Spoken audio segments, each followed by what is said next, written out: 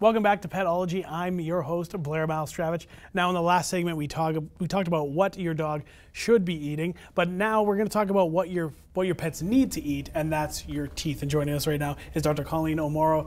Now, tell us how we can take care of those teeth for our furry friends. Well, there's 4 really important things that people can do. The first is to feed them a really good quality pet food. Okay. And there are many pet foods on the market that are actually considered dental diets. And so I brought a couple of examples of dental diets here. When people are thinking about getting any products to look after the mouth in their pets, they should look for the Veterinary Oral Health Council seal of approval on the bags. And so on these bags here, you'll see the Volhawk seal of approval on them, and that means that these products have gone through testing and actually do what the manufacturers say they do to reduce calculus and gingivitis. And so these diets, Hill's TD diet, as an example of one of the dental diets on the market, has been shown by independent research to be 37% better than doing nothing. Oh, wow. So people aren't looking after the mouth in any other way but feeding a dental diet. So the first thing is to feed a really good quality pet food. It may or may not be a dental diet, but canned foods tend to clump onto the teeth, and they're not as healthy for the teeth if they're only on a diet of canned food. So a hard food is usually preferable, at least a portion of the diet to be a hard food. Secondly, people need to allow their pets to have chew time every day. The chewing is really important to abrade the gingiva, remove calculus. It's pleasurable for the animal as well. The third thing, and the most important thing, but the thing that people don't do a really good job on because they don't think about it, is to brush their pets' teeth. Their pets' teeth need to be brushed twice a day, just like our teeth need to be brushed twice a day. And so if they're not brushing their pets' teeth, they will get periodontal disease and they'll lose teeth because of that. Not only will they lose teeth because of periodontal disease, but they'll send poisons throughout their whole body.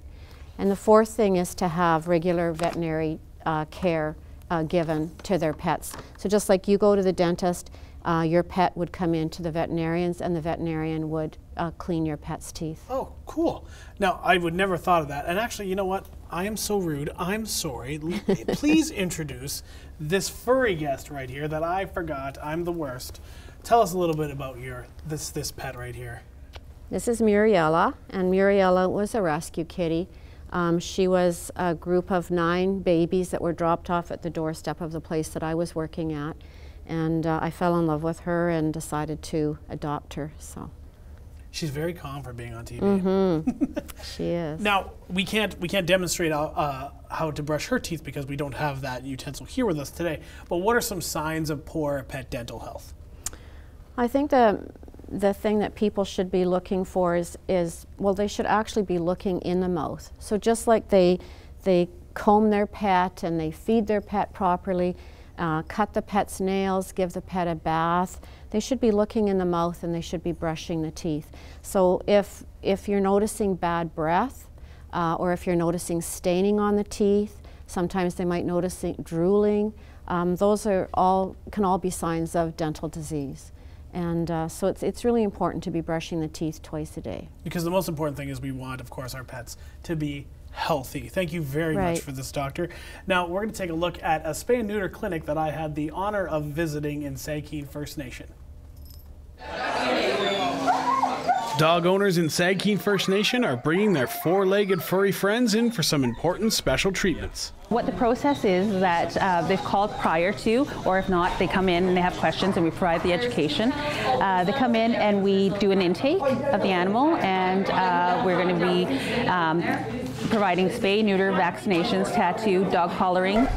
The pop-up clinic is a collaborative effort between East Beach Animal Services, the ARC Project, Earth Dog Terrier Rescue, Hulls Haven Border Collie Rescue, and Hudson Rakedahl Veterinarian Services. But that's not all. This clinic cannot run without our sponsors, donors, and volunteers, and the community. The community had invited us to come in and help them with their dog population, and we came up with a plan together and the resources, and we pooled it all together. We'll put the collar on. Without volunteers, it wouldn't happen.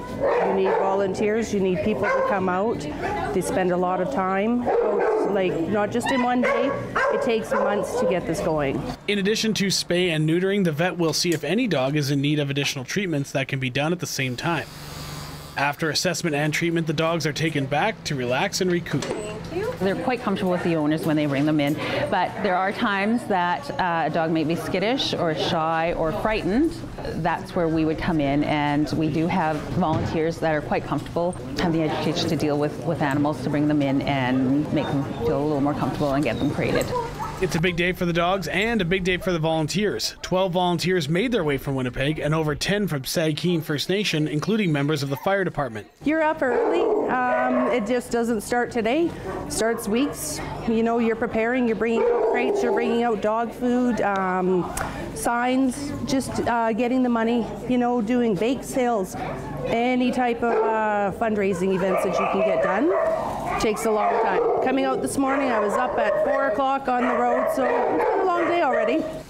These clinics are so popular that there are times they need to be extended for extra days. But no matter how long these organizations are in a community, they are constant advocates for people being responsible pet owners right in their own home. They can get their dogs spayed or neutered, have their vaccinations up to date, just show responsible pet ownership. Those are the steps to do it.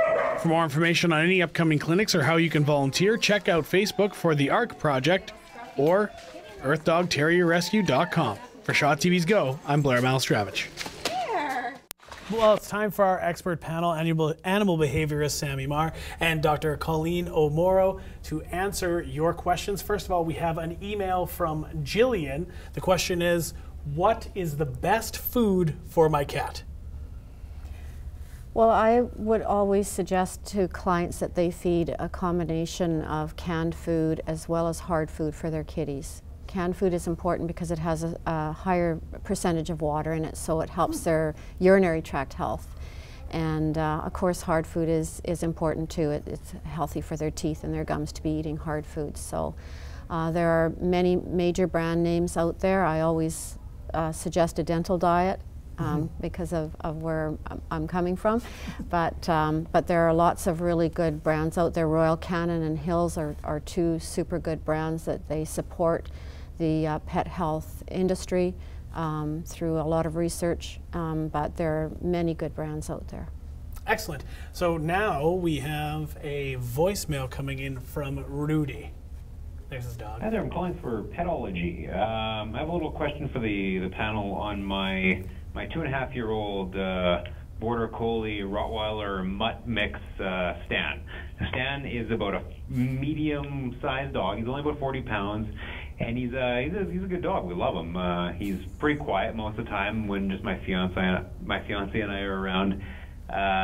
He just like chills out with us, doesn't really say much, and we record him when we leave our condo. Just every once in a while to hear if he's wailing, you know, making any bad noises or anything, and he's really good. He's really quiet when we go. No, what I'm calling about is his happy bark, we call it, and that when people come into the house, he gets really excited, and or sometimes even when we take him places, he gets really excited when certain people come in, and he likes to bark. And it's not an aggressive bark. I've been to dog parks with him before, and I've kind of seen what his aggressive bark is like. But it's more of a conversational, like a roar, roar, roar, like give me attention, I'm so happy to have a bark. So just wondering if you have any suggestions on how we can kind of curtail his happy bark. Granted, if he was a kid or something, we want him to speak up, but he's a dog, and you know he really likes to voice his opinion, let's say, a little too much sometimes. So just wondering some suggestions on how we can kind of curtail Stan's happy bark. Thank you very much. Bye. All right. First of all, I got to say, Rudy has an amazing dog impression. The rrr, rrr, rrr. Now, what's interesting, Sammy, is, well, we were backstage earlier. I think I heard something similar come from one of your dogs. Let's help Rudy out here. Well, I think that the first thing is to identify why the dog is barking. From what I'm hearing, it sounds like he's barking either from a bit of anxiety, stress, or maybe even happiness, but without seeing the actual behavior, it's hard to say. Some dogs in certain breeds, such as Huskies, are prone to talking and tend to more.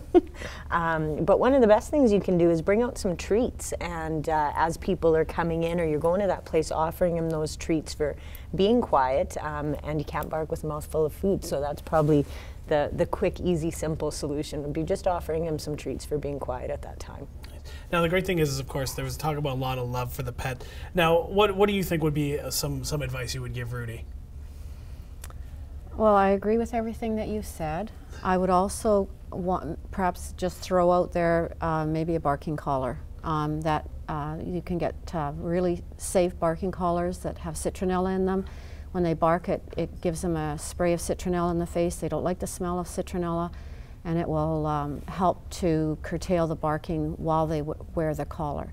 That might be another option. I'm not sure if that's something that you would recommend, or I'd have to say no. But okay. I always look at, because the dog's barking for a reason. So if we just spray the citronella, or with a shock collar or vibration collar, it may stop the barking, but it doesn't address the issue as to why the dog is barking. So I always say work with that first, and then you know. This is the best. This is what I love about this. This is all what this is about. This is a discussion. This is helping people out there. No, it's just giving everyone information. And you know, a lot of times when you're out there, people are going to give you a lot of information about your animals. We know that. It's just like working out. Everyone's got an opinion, right? So the best is to make your decision for yourself, of course, and decide. Now, I have heard, maybe I don't know, that actually sometimes a dog will bark less if he's lying down. Is that true? Or did I just make that up on the spot?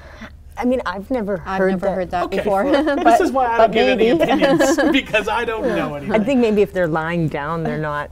Maybe there's no physically. Okay, let's just ignore that I asked that because I'm embarrassed. Let's go to an email from Sandra. It says, my 5-year-old son really wants a pet. We don't have a huge backyard or a lot of money to spend. What do you recommend, and how do I get started with that pet? I'm going to go with fish. Fish. Okay, well, we have a fish. Have a fish. I mean, I think for a starter pet, and especially because it's a child, you want something that's, you know, relatively simple to take care of. I think, you know, a dog or a cat is a lot of work. So I don't know, fish come to my mind. What would you suggest? I think that it really depends on how much time you have that you're going to be spending with the pet, how much available money you do have for the pet. I don't see that there's a problem with getting a puppy from a rescue group or a kitten from the Humane Society or a rescue group, but you have to sit back and decide how much time you're going to spend with the pet and how much money you have to look after the pet as well. It's very important to be realistic, right? That's one of the biggest things. Yeah. I think when you're going in as a family. Now, I could be wrong on this, but I guess you just have to be honest. Like you said, you have to know how much time you're going to give and how much you have to give and what it's all going to take. So do your research beforehand. Right. Is that safe to say? Yeah, and there's lots of great pets out there. You know, everything, fish, right. hamsters, ferrets. Finally, I said something right. So our last question is going to be a voicemail from Rebecca. Hi, my pet question is about my cat Roxy. After she eats dinner every single night, she goes up to the top of the stairs and yowls like she's in heat. She's not asking for anything. She's not in distress. She just sits at the top of the stairs and makes as much noise as she possibly can for about 15 minutes, and then she quiets down and goes to sleep. Do you know what's going on here? Thanks so much. I'd like to see the recording of the cat singing. Maybe she can make some money. There you go. Yeah, I mean, I guess you want to make sure that there isn't anything like physically the matter, any type of you know, bowel discomfort or anything like that with the kitty. And I mean, it just sounds like that's the way this kitty is. And sometimes that's a good, that's a really good point that I never thought of. Let's talk about that in general. Is like sometimes that's just the way it is, right? That's just sometimes how. I mean, cats are kind of their own little creatures, and they're very independent, and they sort of look at the world a little bit differently than what maybe we do or what we're used to with dogs. And so sometimes it's as long as you make sure that physically they're healthy, it's trying to just let them be an individual. Great. Well, thank you guys so much for being on the show now. We really appreciate you, of course, volunteering your time. But if you want to volunteer your time to be in any of the shows that we do here on Shaw TV, you can definitely email us at createtv@shaw.ca.